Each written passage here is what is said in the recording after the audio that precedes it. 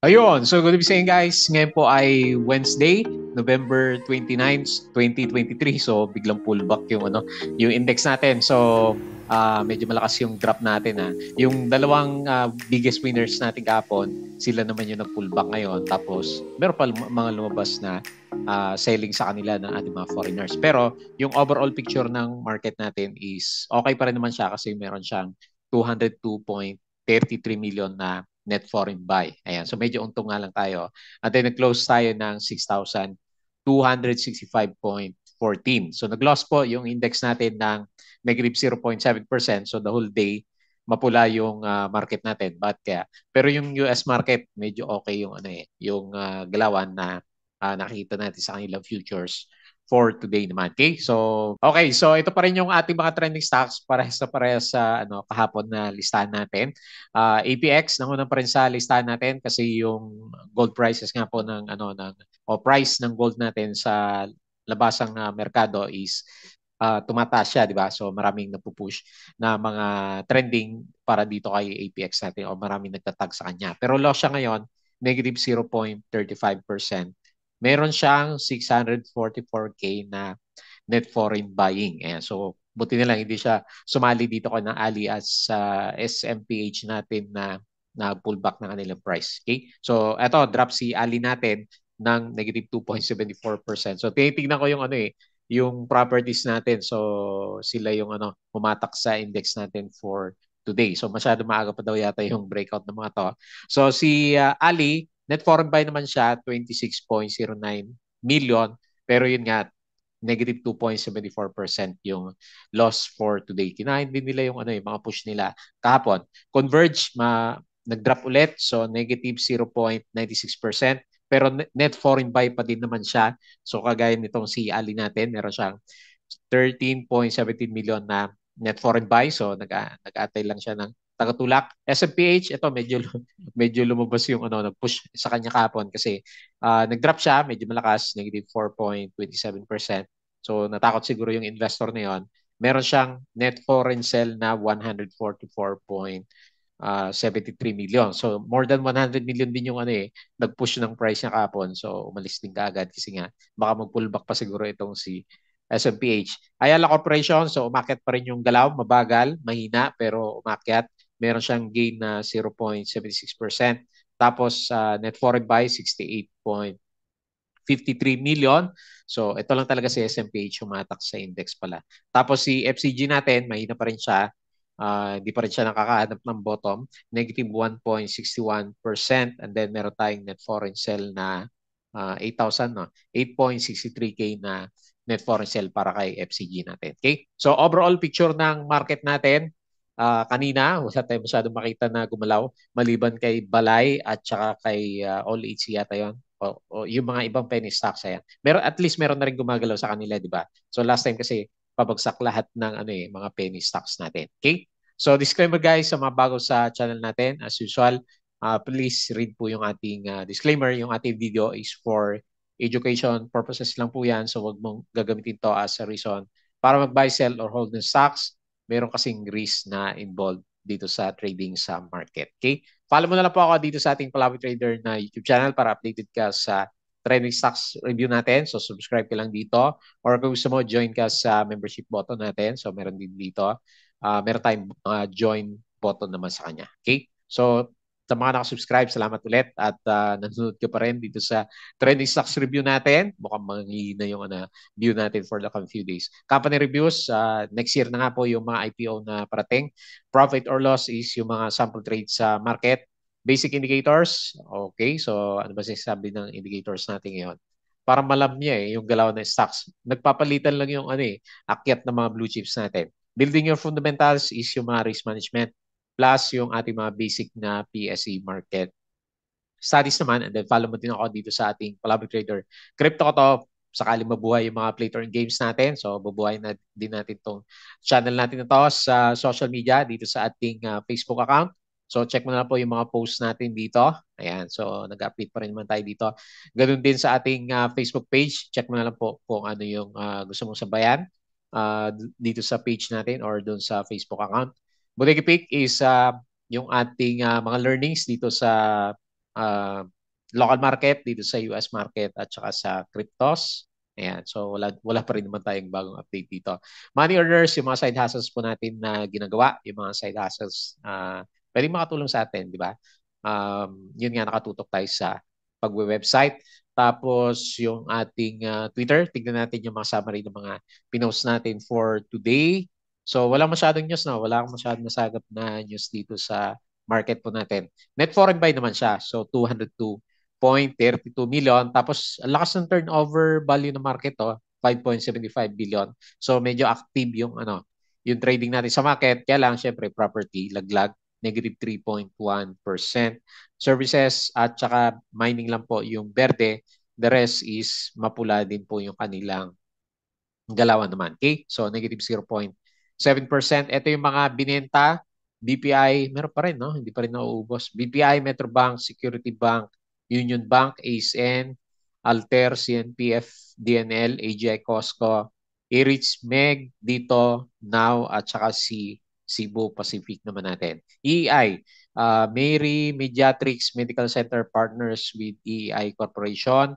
Ano pa yung mga news natin? EI, so yan yun. DFNN signs a MOU with DICT and Freeport area of Bataan. Alson's Consolidated Resources raises 1.15 billion from third tranches of its 3 billion commercial paper program. SEC seeking NTC help to block crypto trading, giant Binance. Ayan. Mayari yung mga account natin dito pag cleanose sa Philippines binaban itong si Giant rather si Binance natin kasi may kaso-kaso nga sa USA di ba? CZ. Ayan. Mondinisen Corporation receives award from SEC as a Philippine PLC with the most number of women directors. AP is setting aside. Ganda ng galaw ni AP, no? Dumidiretso yung So, pang pala yung drop niya last time na panggulo lang siya. Bumalik din tapos ngayon medyo strong pa yung trend niya. Is setting aside 50 billion as capital expenditure. Robinson's Retail Holdings, 9 months is minus 41%. So may na.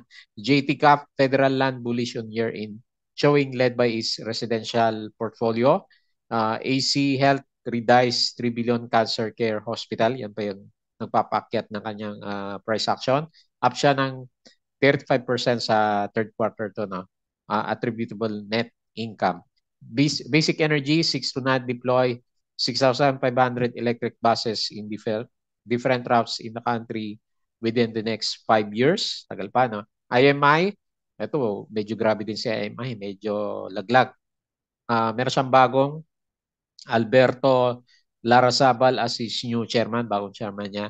Mayor, ERC urges Meralco to fast track the distribution rate source. ICT, so fair value seen at 267. So ito, market to. Trading at 18% discount to fair value. Ayan, so review ni DA market natin. Globe has expanded its 5G network coverage. Cebu expects roughly 20% of aircraft to be out of service next year. Ayala Corporation Healthcare Unit redies 3 billion specialty hospital for cancer next week. EI, okay na yan, basa natin. Kanina umaga okay pa yung iba eh. So, and then medyo nag-shuffle na. Yung mga big caps na stocks natin, sila yung namerde. Tapos yung mga properties natin, sila yung naglaglagan for today's trading natin. Ayan. So, akala ko okay na si Ali SMPH. Basic Energy, so may plano siya. Prepares GEP update for LTFRB clearances. Dito, ano ba balita? Launches dito business. Ayan, wala masyadong impact, no? ASEN is building solar and wind power projects with a total capacity of 1,100 megawatts, of which 700 is expected to be operational in the next 3 to 6 months.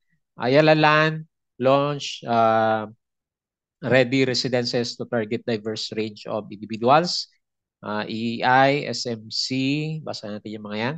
So ito yung nagpapatas siguro kay Kaya medyo pinag-usapan si APX at saka CPX natin. Ayan. Yung gold prices natin sa global market is umakyat po siya. Tapos yung dalawang kahapon, CPG completes first buyout, AP's capex 50 billion. Ba't kaya biglang nag-resign yung IMI chairman? Pushing 1.8 billion to Union Digital. Tapos may rumor prefers NST Heat. Ayan, so gusto nila si San Miguel Corporation. Yung galawan ng US market, okay naman siya kagabi. Tapos okay, sumabay lang pala kagabi yung galaw ni APHE naman natin. Okay? So yun lang po yung nakita natin. Medyo medyo matamlay yung market natin kasi berde yung galawan for today. Ayan guys, so yung mga gusto ng trading committee, gusto ng guide dito sa Philippine Market Trading Investing, check mo lang po yung ating Patreon channel naman. Okay? So normally start is first week, second day of the month yung pinaka-start natin sa kanya. Okay? So refresh natin tong si to trade Asia Prime. So umaga pa lang meron siyang pasundot doon sa galaw natin kahapon pero mga 9:30 9:40 siguro bago mag-10.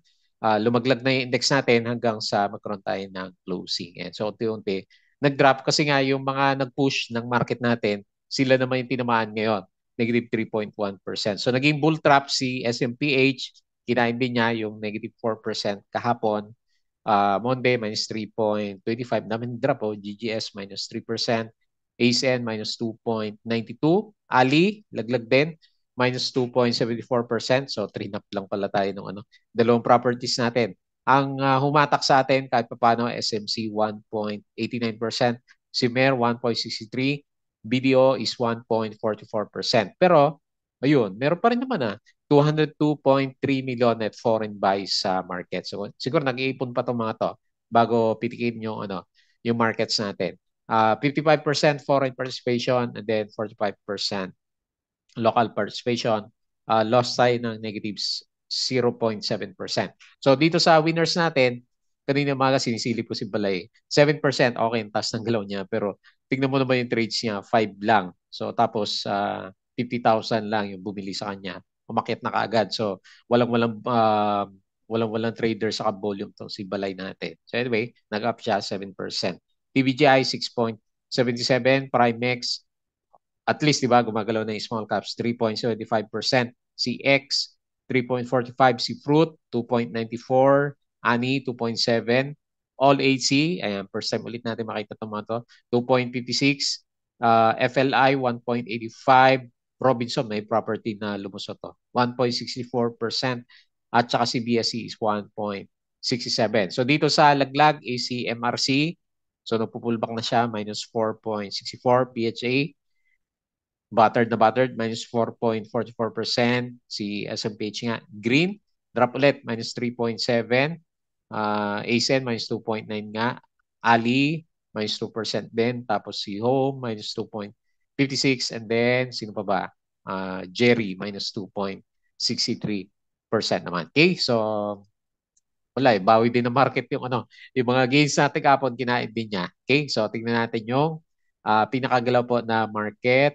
Okay, so nabaltaan niyo na ba si Charlie? Kung kilala niyo si Charlie Munger, yung partner po ni Warren Buffett o Warren Buffett, yung pinakamayaman na trader natin sa buong mundo. So namayapan na siya. So 99 years old din naman. So that's ang din na-maximize niya din yung kanyang lifetime, di ba? So anyway, yan. So yung isa sa mga idol natin sa trading investing sa global markets natin. Okay? So si 80 plus na rin, di ba, si Warren Buffett. Ayan. So ito po yung galawan ng market natin for today. Medyo nauntog tayo dito sa meron siyang false breakout sa MA 100, nag-resist. So dito ilalagay natin yung pero nilalagay ko dito sa 6.4 So anyway, pwede rin naman 6.4 kasi may mga, syempre, hindi naman mawawalan ng pullback si PSE. Sige, tingnan natin. Bullish tayo hanggat hindi tayo nagbi-break below ng MA9 ng index. Kasi may nakikita pa rin naman tayo na pasundot-sundot na net foreign buy sa market. So nagtitest tayo dito sa trend ng RSI. So may konting pagsilip sa baba. Okay pa rin naman yung ating pinaka-MACD formation naman. So hopefully, yung nangyari na pullback na nakita natin is yung mga normal din na pullback na nakita natin last time. So, ang pinaka clear sign siguro is hangga't hindi siya nagbi-breakdown yung index natin na dito sa MA20 bago tayo maging bearish sa kanya. So, may allowance pa. hopefully okay yan. Dumiretso ulit yung market natin kasi malayo pa rin naman siya dito sa MA20. Okay? So tingin tayo dito sa sa global markets, mukhang malakas mamaya. Nasdaq futures, nabitawan ko yung isang hawak kong semicon company. Nasdaq futures 0.45% up. Dow futures 0.29 and then si S&P is 0.34%. Tapos okay kagabi. European markets, medyo mixed tayo. May berde, merong red. Dito sa Asian markets, starting kay Japan, drop din, oh. Medyo malakas din yung drop. Mix tayo, medyo mix.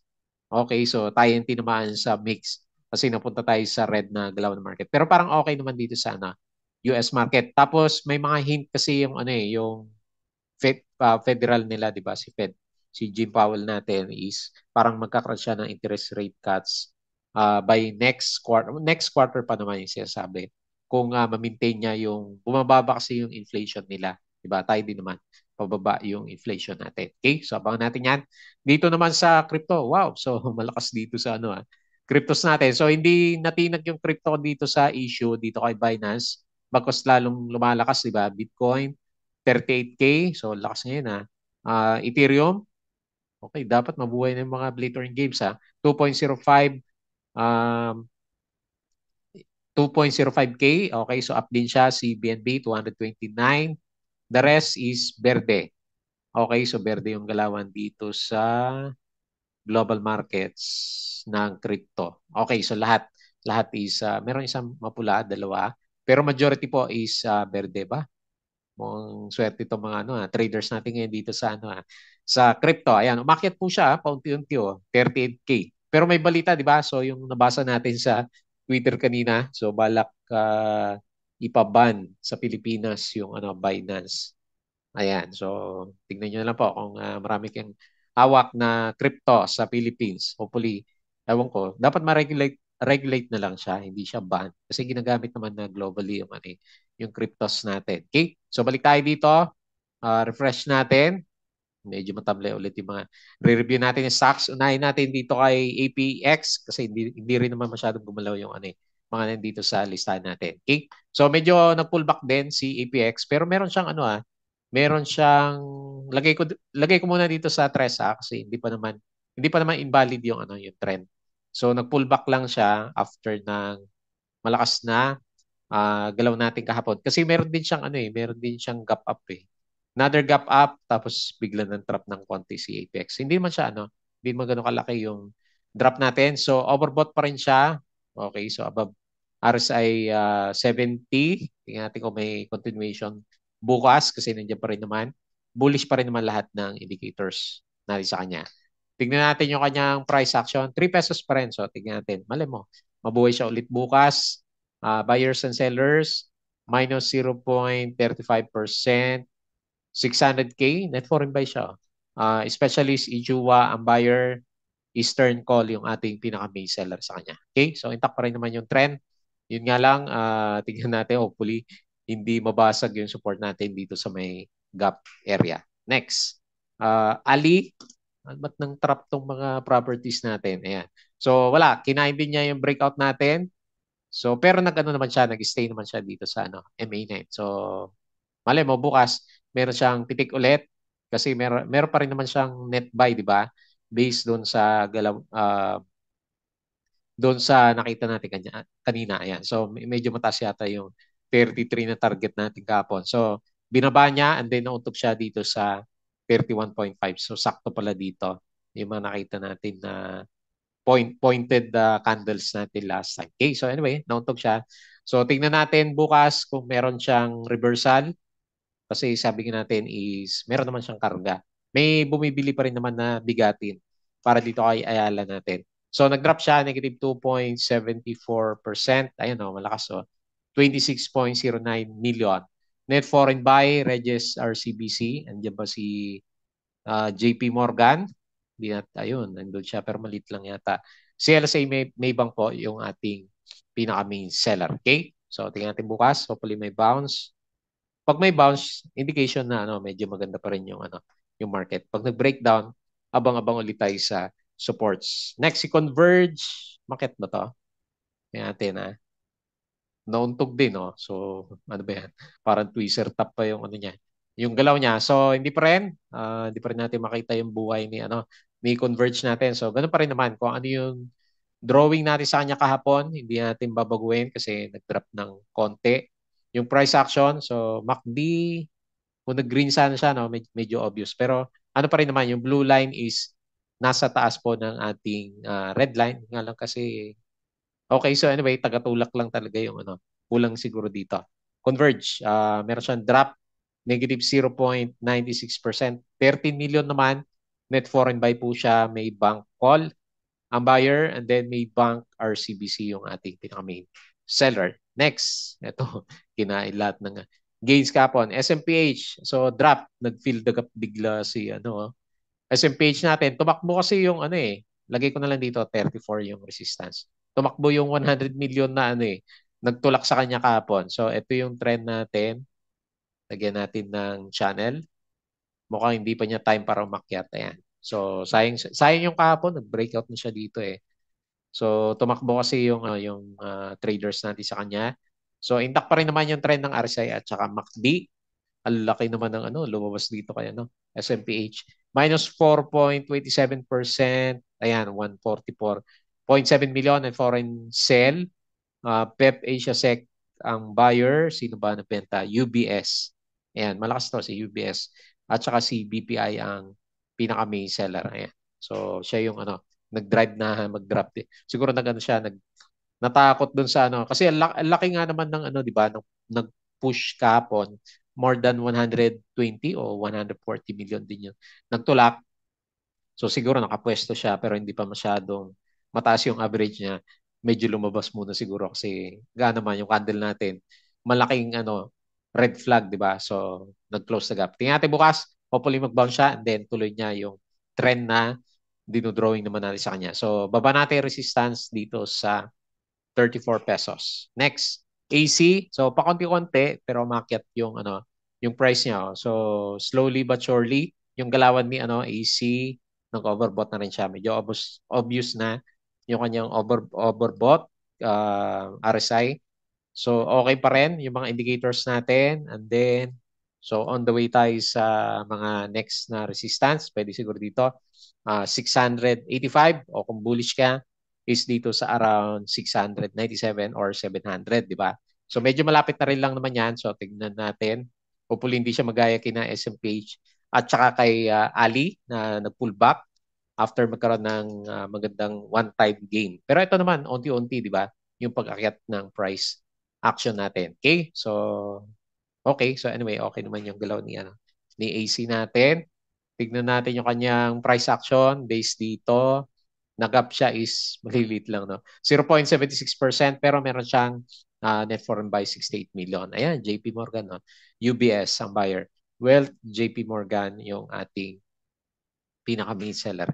Next, FCG, mukhang wala pa, mga ka-FCG natics natin at nanghihina yung ano yung kandila natin. Pababa na yung ano, yung direction niya. So nagre-retest tayo dito sa support. So long time support naman niya ito. Kailan mababa, no? 0.6.